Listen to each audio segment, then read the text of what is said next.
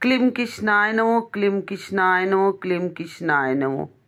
জয় শ্রীকৃষ্ণ। রাধে রাধে। আগামীকাল ভৈমী বা জয়া একাদশী। একাদশী কখন পড়েছে, তিথি কখন থেকে শুরু, আর এই ব্রতর মাহাত্ম্য কথা আমি এখানে ভিডিওর মাধ্যমে আপনাদেরকে শেয়ার করব। তো বন্ধুরা, তার আগে আমি বলবো, নতুন হয়ে থাকলে অবশ্যই চ্যানেলটা সাবস্ক্রিপশন করে পাশে থাকুন। অবশ্যই বেল আইকনটা প্রেস করে রাখুন, যাতে আমি ভিডিও দিলেই আপনারা সহজেই পেয়ে যান। সকলের সাথে শেয়ার করুন, লাইক করুন, কমেন্ট করুন। তাহলে চলুন। জয় শ্রী গুরু, জয় জয় ভোলেনাথ, জয় শ্রীকৃষ্ণ, রাধে রাধে। আজকে কখন তিথি পড়েছে একাদশীর, আগামীকাল, আর ব্রত মাহাত্ম্য কথা আপনাদের সাথে শেয়ার করি। আপনারা একটু মন দিয়ে মাহাত্ম্য কথা শুনবেন, কারণ ব্রত না করলেও কিন্তু ব্রত কথা শুনলে সেই সমান ফল হয়।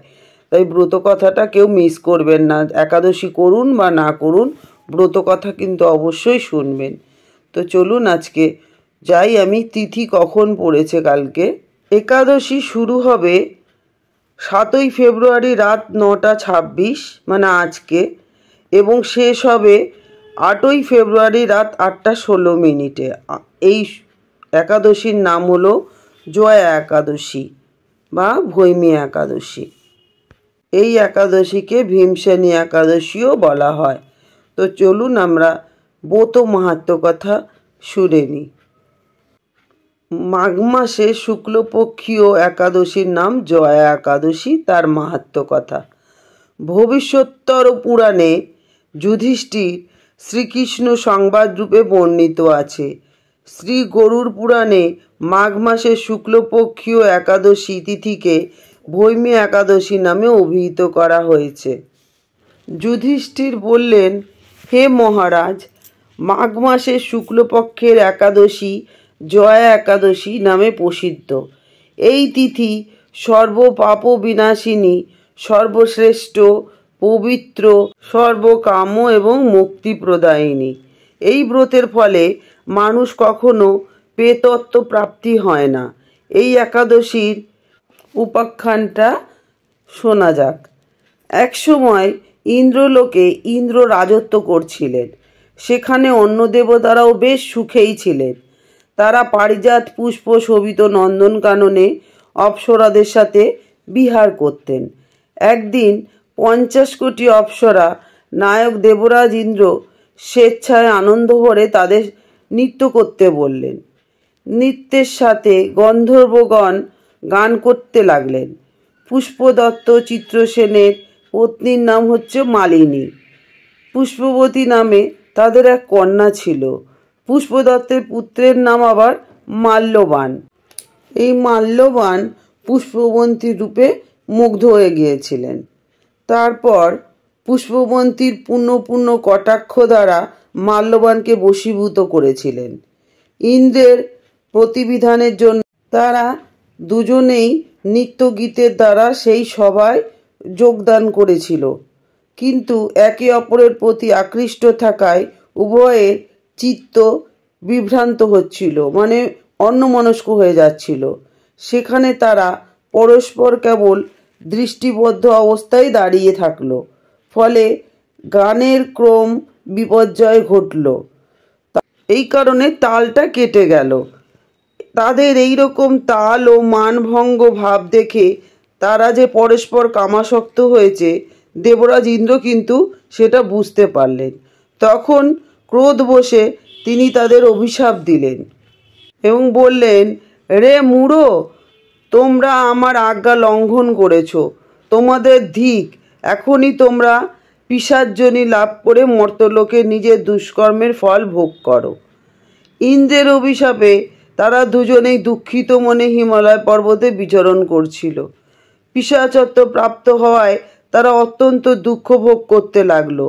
হিমালয়ের প্রচণ্ড শীতে কাতর হয়ে নিজেদের পূর্ব পরিচয় তারা ভুলে গেল। এইভাবে অতি কষ্টে সেখানে দিন যাপন করতে লাগলেন। একদিন পিশাচ নিজ পত্নী পিশাচীকে বললেন, সামান্য মাত্র পাপ করিনি, অথচ নরক যন্ত্রণার মতন পিশাচত্ব প্রাপ্ত হয়েছে। অতএব এখন থেকে আর কখনো কোনো পাপ কর্ম করব না। এইভাবে চিন্তা করে তারা সেই পর্বতে মৃতপ্রায় বাস করতে লাগলেন। মাল্যবান এবং পুষ্পবন্তীর পূর্ব কোনো পুণ্যের ফলে সেই সময় মাঘী শুক্লপক্ষীয় জয়া একাদশী তিথি উপস্থিত হলো। তারা একটি অসত্য বৃক্ষতলে নিরাহারে নির্জলায় অবস্থাতে দিবানিশি যাপন করল। শীতের প্রকোপে অনিদ্রায় রাত্রি অতিবাহিত হলো তাদের দুজনের। পরদিন সূর্যোদয়ে দ্বাদশী তিথি উপস্থিত হলো। জয়া একাদশীর দিন অনাহারে এবং রাত্রি জাগরণের জন্য তাদের ভক্তিভাব প্রকাশ পেল। এই ব্রত পালনের ফলে ভগবান শ্রী বিষ্ণুর কৃপায় তারা আবার পিশাচত্ব থেকে বেরিয়ে এলো। তারা দুজনই তাদের পূর্বরূপ ফিরে পেল। তারপর তারা আবার স্বর্গে ফিরে গেলেন। দেবরাজ তাদেরকে দেখে অত্যন্ত আশ্চর্য হলেন। তিনি জিজ্ঞাসা করলেন, কোন পুণ্য ফলে তোমাদের এই পিশাচত্ব দূর হলো? আমার অভিশাপ থেকে তোমাদেরকে কে মুক্ত করলো? মাল্যবান বললেন, হে প্রভু, ভগবান বাসুদেবের কৃপায় জয়া একাদশীর ব্রতের পূর্ণ প্রভাবে আমাদের পিশাচত্ব দূর হয়েছে। তাদের কথা শুনে দেবরাজ ইন্দ্র বললেন, হে মাল্যবান, তোমরা এখন থেকে আবার অমৃত পান করো।